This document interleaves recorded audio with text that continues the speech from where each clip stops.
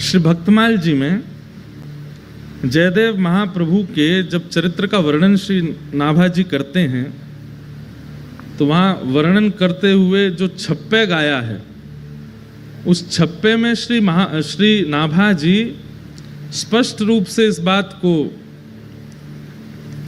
सबको बता रहे हैं। क्या? जयदेव कवि नभ चक्कवे खंड मंडलेश्वर आन कवि प्रचुर भयो तिहु लोक गीत गोविंद उजागर। बहुत ध्यान से सुनिएगा आज, क्योंकि गीत गोविंद, कल भी गीत गोविंद हमने गाया, आज भी गीत गोविंद, और महाप्रभु जी को इतना प्रिय है, इतना प्रिय है, उसके बारे में थोड़ी हम चर्चा करें। प्रचुर भयो तिहु लोक गीत गोविंद उजागर। गीत गोविंद की महिमा केवल पृथ्वी पर नहीं है। एक बार की बात है कि एक राजा थे, उन राजा के यहां पर देवता भी आते थे, गंधर्व भी आते थे, पाताल लोक के नाग नागिन भी आते थे। तो एक बार उन राजा के उस सभा में, सब लोग इधर देखो, बहुत ध्यान से सुनो, देवी देवता गंधर्वजन और पाताल लोक के, रसातल लोक के, यमलोक के सब जीव भी वहां आए हुए थे, सब देवी देवता आए हुए थे। तो राजा ने सबकी अगवानी में सबको विराजमान करके किन्हीं गायकों को बुलाया और उन गायकों ने आकर के गीत गोविंद गाया, जयदेव महाप्रभु के द्वारा रचित। तो गीत गोविंद सुनकर के राजा ने उन सबसे कहा कि आपको ये संगीत कैसा लगा? तो स्वर्गलोक के देवी देवता और रसातल लोक के यमदूत आदि ये सब क्या बोले? बोले ये तो हम रोज सुनते हैं। क्यों? बोले हमारे लोकों में भी इसका पाठ होता है। तब से ये बात प्रचलित हुई कि भैया गीत गोविंद केवल पृथ्वी पर प्रचलित नहीं है, इसको तीनों लोकों में सुना जाता है, सब सुनते हैं। अगर व्यक्ति को गीत गोविंद याद हो, और भगवान ना करे ऐसा कभी हो नहीं सकता कि गीत गोविंद याद हो और उसको यमदूत पकड़ने आ जाएं। यमदूत कब आते हैं? मृत्यु काल में आते हैं। वैसे तो गीत गोविंद याद करने वाले को यम यातना नहीं भोगनी पड़ेगी, लेकिन बाई चांस फिर भी जीवन के अपने व्यवहार स्वभाव नहीं बदले, लेकिन गीत गोविंद याद कर लिया और अंतिम काल में उसके व्यवहार स्वभाव के कारण कहीं अगर यमदूत आ गए और उसने केवल अगर इतना ही गा दिया ना, श्रुत कमला कुछ मंडल धृत कुंडल ए, तो यमदूत वहीं हाथ जोड़ करके खड़े हो जाएंगे, हाथ जोड़ कहेंगे भैया तुम यमलोक के अधिकारी नहीं हो, चलो हम तुम्हें सीधे महाप्रभु जगन्नाथ जी के पास ले चलते हैं। और यमदूत तो क्या ले जाएंगे, यमदूत वहां से अंतर ध्यान होंगे, विष्णु दूत आएंगे और लेकर के जाएंगे। गीत गोविंद का ऐसा भाव।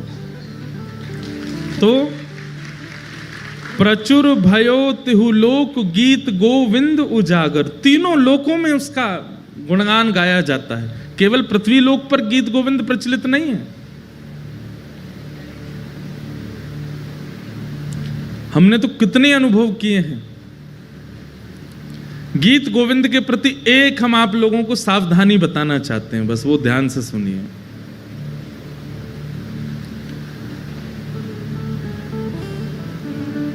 वैसे तो ये सावधानी रखने वाली बात भी है, लेकिन कई लोग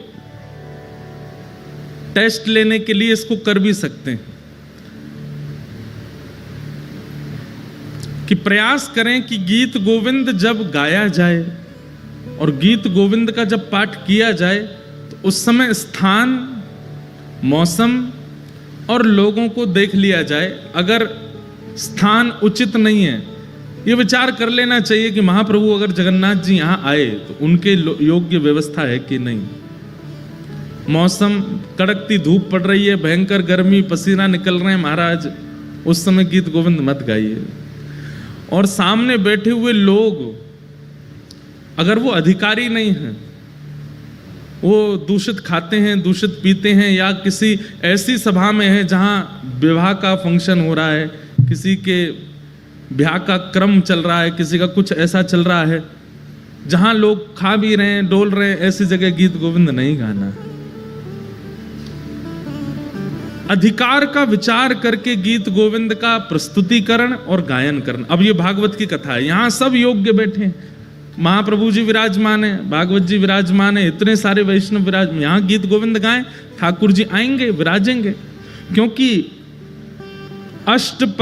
अष्टपदी अभ्यास करे तही बुद्धि बढ़ावे, और श्री राधा रमण प्रसन्न सुनन निश्चित तह आवे। श्री नाभाजी कह रहे हैं, जगन्नाथ महाप्रभु तो राधा रमण जी जगन्नाथ जी में कोई अंतर नहीं है, लेकिन यहां पर जो शब्द कहा गया है वो सुनिए, श्री राधा रमण प्रसन्न सुनन निश्चित तह आवे। निश्चित शब्द लगा करके श्री नाभा जी ने इस बात को प्रमाणित कर दिया कि गीत गोविंद अष्टपदी का एक अक्षर भी जब प्रारंभ होता है, ठाकुर जी उसी समय आ जाते, आकर के बैठ जाते और पूरा सुनते। तो इसमें विचार ये रखना चाहिए कि अष्टपदी कहीं भी ना गाई जाए, कभी भी इसका वाचन ना किया जाए। कई बार ऐसा होता है कि हम लोग सफर कर रहे हैं, गाड़ी में बैठे हैं, गाड़ी में बैठे बैठे आपको, कई लोगों को आदत होती है कीर्तन सुनने की, भजन सुनने की। अब उस समय अगर आपने ट्रैप रिकॉर्ड में गीत गोविंद चला दिया और गाड़ी पूरी पैक बैठी है, ठाकुर जी कहाँ बैठेंगे बेचारे आके?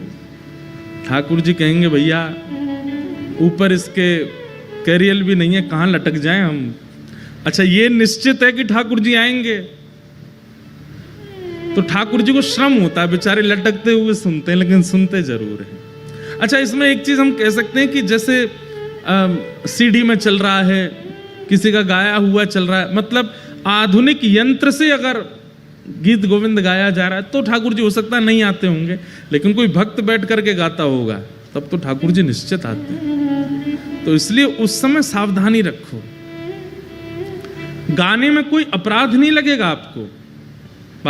भक्तमाल जी में एक लीला आती है कि एक माली की बेटी थी, उसको गीत गोविंद याद हो गया। वो गीत गोविंद कब गाती थी? जब अपने बगीचे में बैगन तोड़ने जा रही थी एक दिन। अब बैगन तोड़ने के लिए जा रही थी तो सघन वन था, वहां कांटे लगे हुए थे। अब वो तो बच बचा के निकल रही थी अंदर और गाती हुई जा रही थी। महाप्रभु जगन्नाथ जी व्याकुल हो गए, कोई गीत गोविंद गा रहा है, और तुरंत दौड़े ठाकुर जी।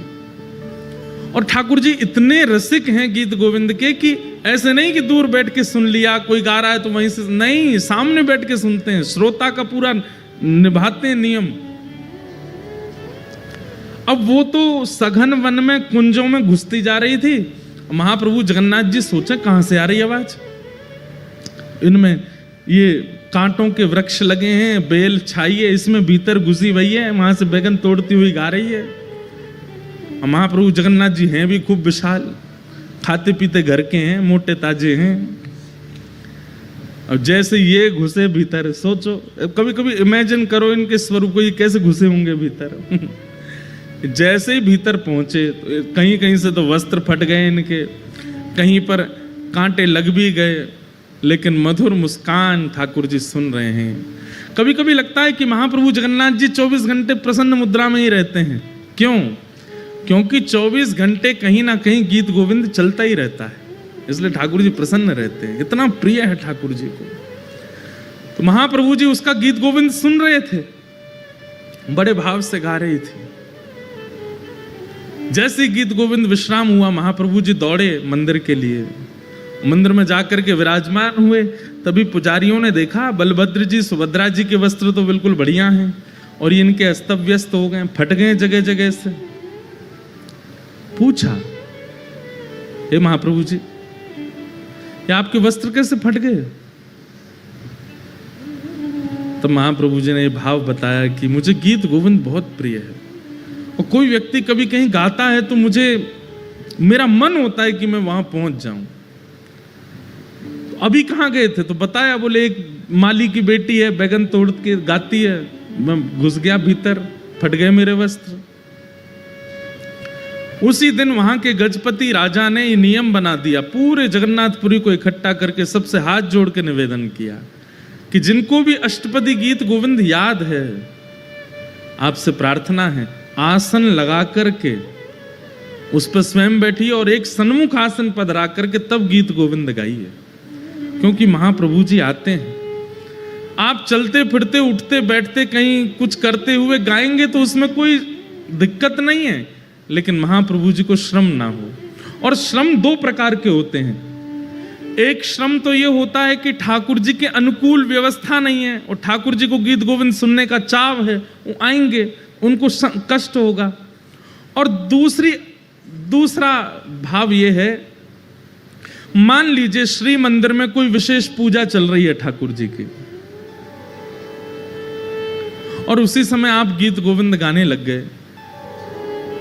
ठाकुर जी का आने का बहुत मन है और उस समय सामने विशेष पूजा चल रही है, जा नहीं सकते, तो ठाकुर जी बहु प्रयास करके एक और रूप धारण करके आते हैं। और ठाकुर जी इतना श्रम करके आते हैं और उसके बाद भी आप अनुकूल जगह नहीं देखते, तो उनको पीड़ा तो होती है। पीड़ा तो खैर क्या, वो श्रमित तो होते हैं, और वैष्णव का स्वरूप है वो ठाकुर जी को श्रमित नहीं कराता।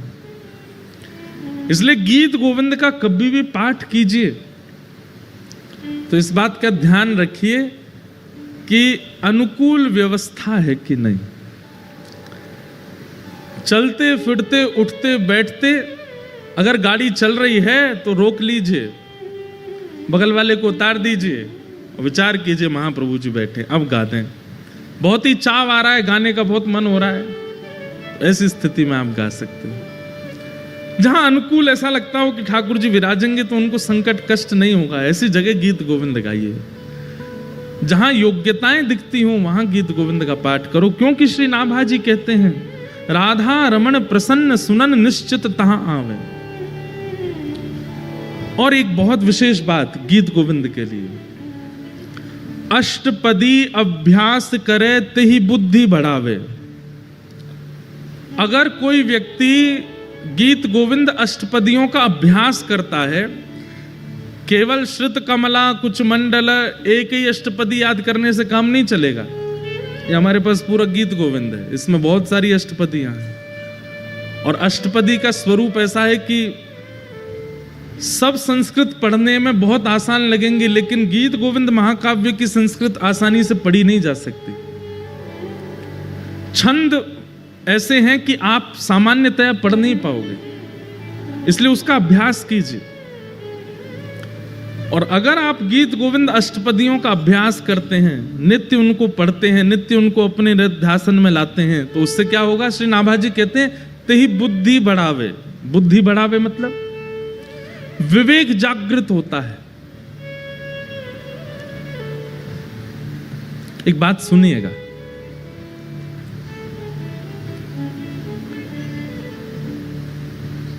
तीन प्रकार के दुख होते हैं जीवन में,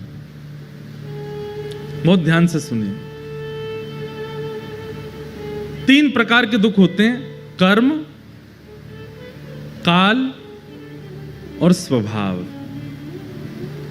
सबसे पहले दुख का कारण क्या है? हमारा कर्म। हम जैसा करते हैं हमको भोगना पड़ता है, चाहे कितना भी बड़ा व्यक्ति हो, अगर उसने गलत किया है उसको भोगना पड़ेगा। हाँ, ऐसा होता है कि आपने अगर गलती की और बाद में आपको उसका आभास हो गया कि मैंने गलत किया, और उसका अगर आपने प्रायश्चित किया तो गलती से मिलने वाला जो आपको दंड है वो 40% कट जाएगा, 60% तो फिर भी भोगना पड़ेगा। नाम जप से 30% और घट जाएगा, 30% तो भोगना पड़ेगा। और फिर जीवन के स्वभाव व्यवहारों को सुधारने से 20% और घट जाएगा, 10% फिर भी भोगना पड़ेगा। और 10% जब बच जाए तो अगर वैष्णव बुद्धि होगी तो आप उसको स्वीकार करके भोग लोगे, आप उससे भागोगे नहीं। मेरा कर्म है, अब आ रहा है तो आने दो, 10% तो भोग ही लोगे। तो पहले दुख का कारण कर्म, दूसरे दुख का कारण है काल, समय। सब लोग इधर देखिए, ध्यान से सुनो। और जब काल दुख रूप धारण करता है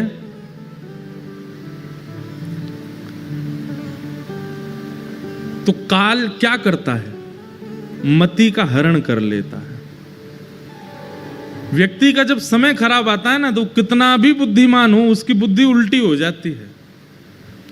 भगवान स्वयं गीता में अर्जुन को कहते हैं कि जब मुझे किसी के ऊपर बहुत देख के लगता है ना कि भाई बहुत फूल लिया, अब तू आजा, चपेटे में आओ हमारे में, तो हम क्या करते हैं?